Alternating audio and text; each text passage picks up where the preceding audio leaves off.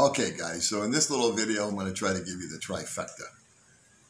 And I'm going to tell you about why I'm leaving Dumaguete for a while. I'm going to tell you why I was delayed from leaving Dumaguete by a month. And I also want to give you just a real short update about my girlfriend May and the YouTube channel. So we'll start off with May. Recently, May's been wanting to get a little more involved with the channel. I've invited her to be on the channel with me, so you guys could look at someone a lot better looking than me. But she's politely refused because she doesn't really like, she's very private and kind of shy. And so, I haven't pressed it, and I just said, that's cool. But she's been coming up with some ideas recently that have been really good, really cool. She invited one of her girlfriends over a couple weeks ago to go swimming. And out of the blue, she said, hey, why don't you interview her? She's sexy and she's single and she's outgoing. Why don't you talk with her? So I did. It was just an impromptu little video, like all of them. And we had a really fun time. And once we posted it and put it out there, it got a bunch of attention, and that got May excited. She's like, wow, that was my idea. Yeah, you did good. And she said, well, why don't we interview my auntie? She lives out in the province. And I said, that's a great idea. So we went out to the province and we interviewed her aunt, who lives with her husband and son and does some daycare work and blah, blah, blah. And the bottom line on that whole interview deal was that these are people that live on about $200 a month, US, and are just as happy as can be, living a very simple province life. And it was a great eye-opener, not only for me, but for a lot of the people that watched it, and got a lot of positive feedback and got a lot of views. And so that excited her. And then just most recently, the last video I did was a little tour here of the apartment. And when I did it, my little Christmas tree kept showing up in the shot.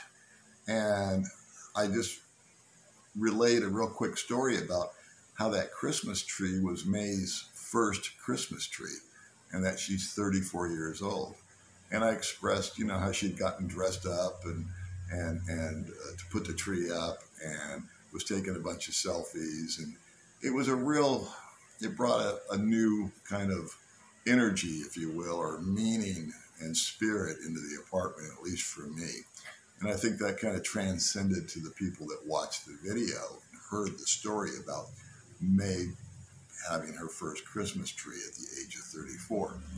And so a bunch of feedback came back and complimentary comments, as they should have been, about May and her character. And so now she's kind of jacked up and pumped about the station, about the channel. And she says, well, so now she's paying attention to it. She goes, how come you don't have more subscribers?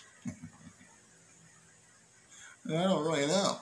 I'll ask Monty, because Monty is a guy that is my mentor on this and set the channel up, because I'm an idiot when it comes to computers. And as you've noticed, I don't use any kind of drones or GoPros. This is just my phone. And I don't even have an introduction to it with, lights and lightning and all that kind of stuff. And so I asked Monty, I said, hey, buddy, how come I don't have so many subscribers? And he says, well, the problem that you're having is you're not asking for subscribers at the beginning of the video. Most guys have an introduction, and it says like, subscribe, and all that hoo-ha. He says, you always wait till the end of the video, and most people don't watch the whole video, which is true. So that's my commercial. If you're watching this for the first time, or if you've watched a few of our videos and you haven't yet subscribed, just do us a solid and hit the subscribe button, and that will make little May very happy, and me too. So anyway, why am I leaving Dumaguete? Well, before I get into that, I think I'll tell you why I had to delay it a month.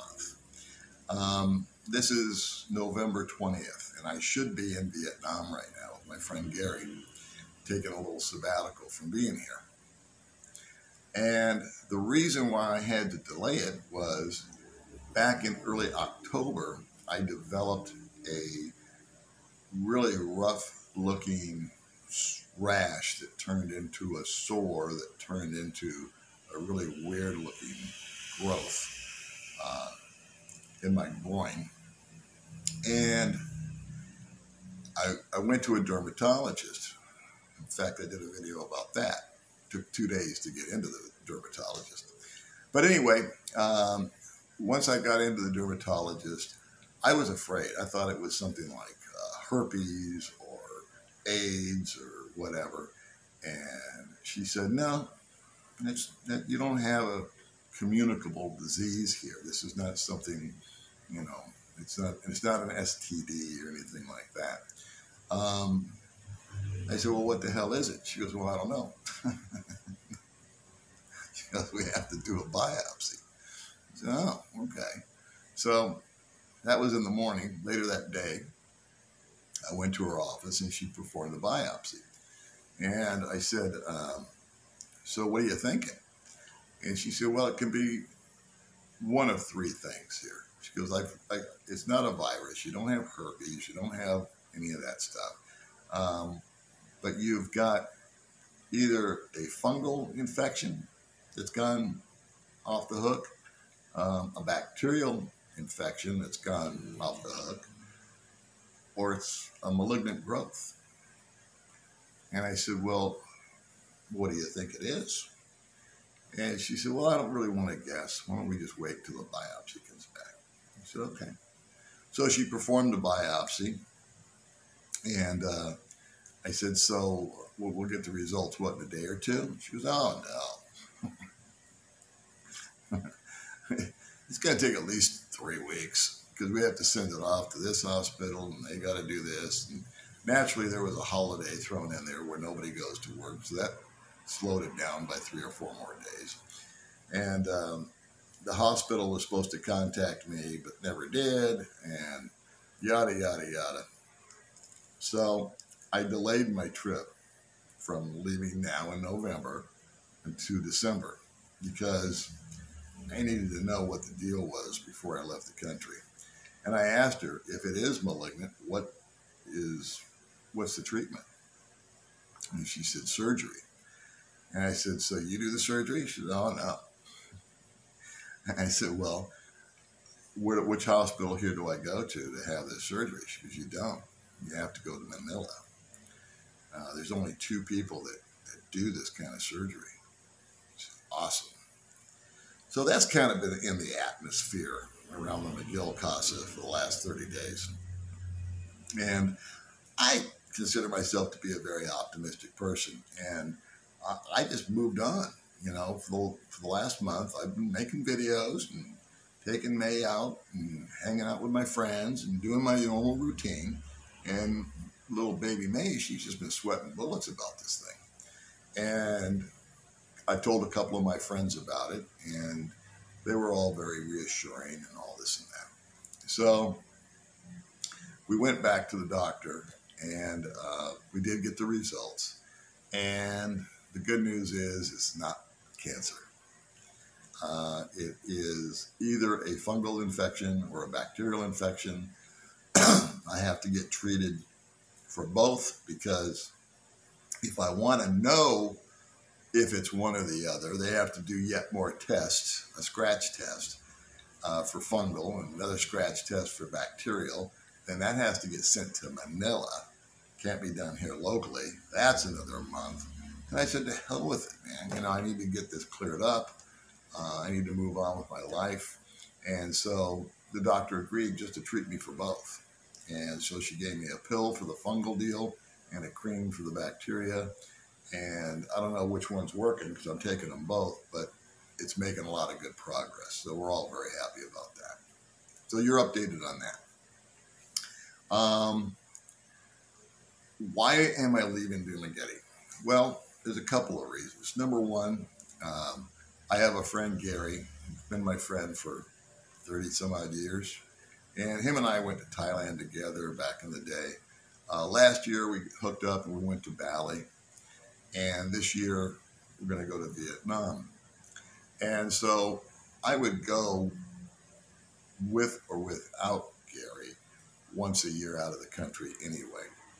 Um, the reason being is if you talk to anyone that's lived here for a while, there's a little bit of cabin fever that sort of sets in. And just traveling to another island here in the Philippines doesn't fix it.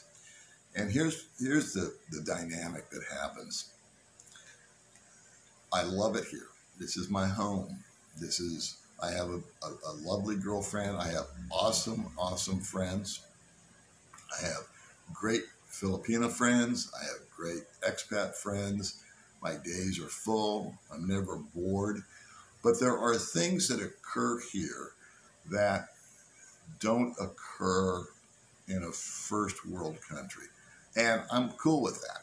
I mean, if I wanted all the conveniences of America, I'd just stay in America. So I accept the Philippines for what it is. I'm not shitting on it at all. I love it here.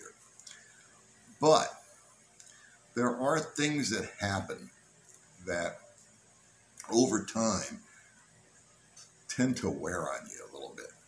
So for an example, just a few examples, bug bites.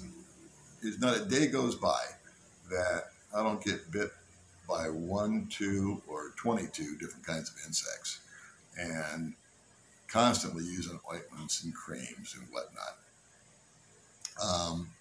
And that's no big deal, bug bites. Then you got your traffic. Go out at 5 o'clock downtown, you can forget it. It's just one death-defying turn after another. There's plumes of diesel smoke coming up your nose, stray dogs running out in front of you. And that, again, in and of itself is no big deal. But then you combine that with the unscheduled brownouts that happen. And that's where you're just sitting at home like I am right now, and bam, everything just goes off. No lights, no fan, it's hot as hell, and that can last from 30 minutes to 3 days. You just don't know. The internet sucks. The food, again, I'm not disrespecting the Filipinos or the Filipino culture, but the food here the Filipino food, the cuisine is just kind of bland. It's kind of sweet, a lot of carbs, a lot of sugar. So, and there's just not that much variety. You really have to work at it to get any kind of variety in your food here. And a lot of it ends up being Americanized food, which isn't really what I crave, but it is what it is. So what happens is you're living your life. It's 10 times the life, maybe it's 110 times the life of what I had in America. But there's these little nuances or instances, the brownouts, the bug bites, the smoke in your face, the stray dogs running in front of you, the internet going on, going off. Just, you go into a restaurant and the service is totally subpar. I mean, you kind of have to hunt somebody down to help you. You go to buy something at the store and it's out of stock. I could go on and on and on.